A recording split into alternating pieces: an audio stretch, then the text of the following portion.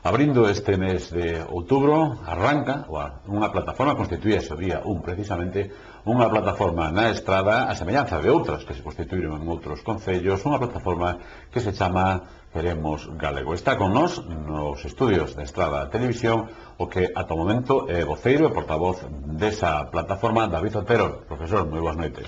Boas noites. Bueno, antes de nada, contenos de que se trata, que é esa plataforma, que ales son os seus objetivos, contenos todo. Bueno, pois a plataforma é unha plataforma cidadá e, lóxicamente, de principio, que ninguén a vexa como algo restrictivo, nin algo que implica unhas condicións especiais. Un amante do idioma deberá estar presente na plataforma Queremos Galego. Naceu xustamente o 14 de xullo en Santiago de Compostela, no Museo do Pobo Galego, con 40 colectivos máis 4 fundacións que avalaron iso. Pero claro, a organización queríase que tuvese unha incidencia directa e, por tanto, pensouse nunha estrutura de distintas comarcas.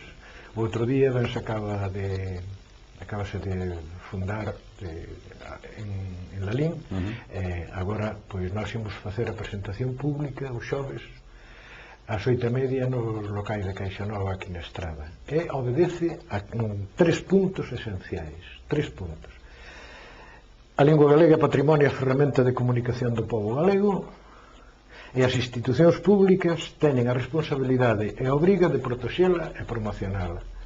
A normalización lingüística ten que ser un proceso progresivo, polo que desde as institucións públicas non se poden tomar medidas que desprotexan ou reduzan a presenza da lingua galega en ningún ámbito.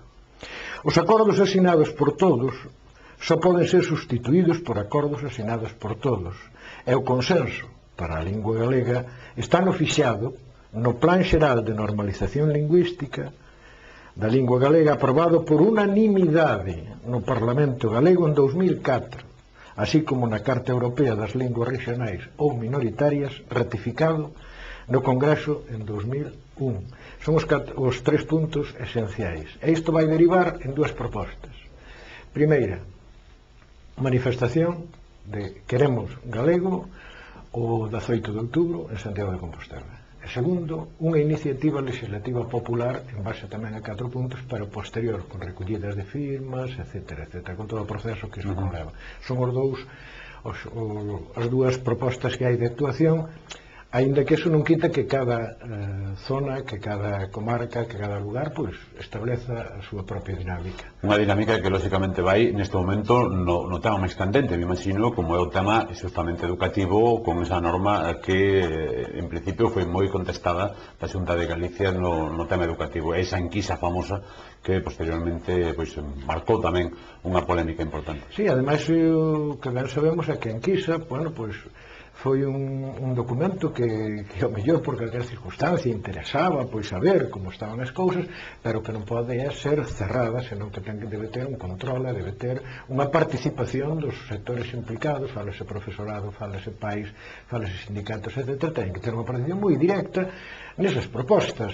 A parte diso, a preocupación de Queremos Galego, ben, a enquisa xa foi un feito, o mal xa está feito, a ferida está aberta, pero tamén o que se está incubando, non? O que se está en este momento estáse amasando, que é a supresión do decreto, non? De normalización, non?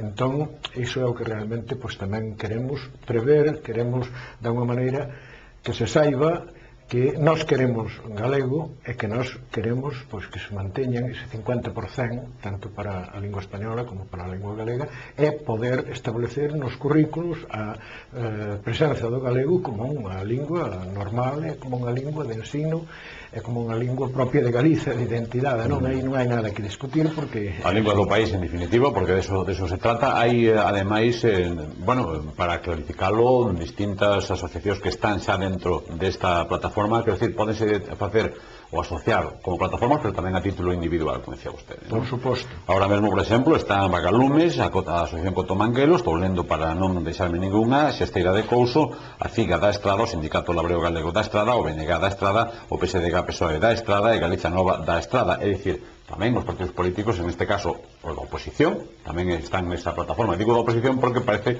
como se o Partido Popular non quixese estar, ou polo menos non fose convidado a estar, non sei.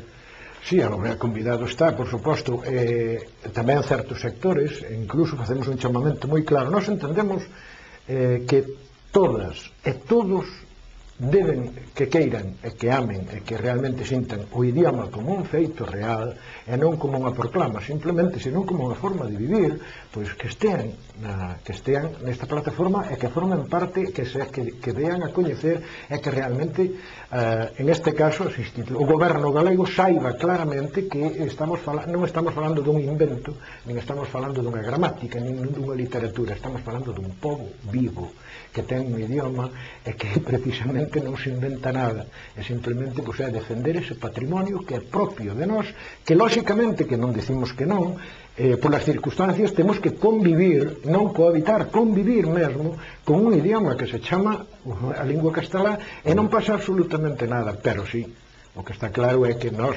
como donos do noso idioma, temos todo o dereito a que estea contemplado, alo menos en plan de igualdade, xa non sería máis, pero alo menos en plan de igualdade.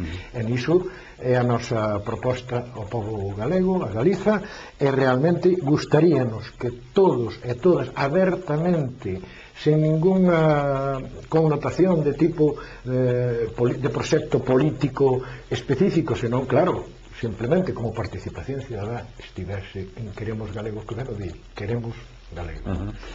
Pois moitísimas gracias por chegar hasta aquí. Non sei se nos queda algo. En todo caso, me gustaría que para rematar lembrases, David, justamente esa presentación, o día desa presentación pública que terá lugar na Estrada, un pouco a referencia para a invitación tamén de aquelas persoas que irán a chegar. Sí, agradezco realmente moito que os medios de comunicación, que é outra das...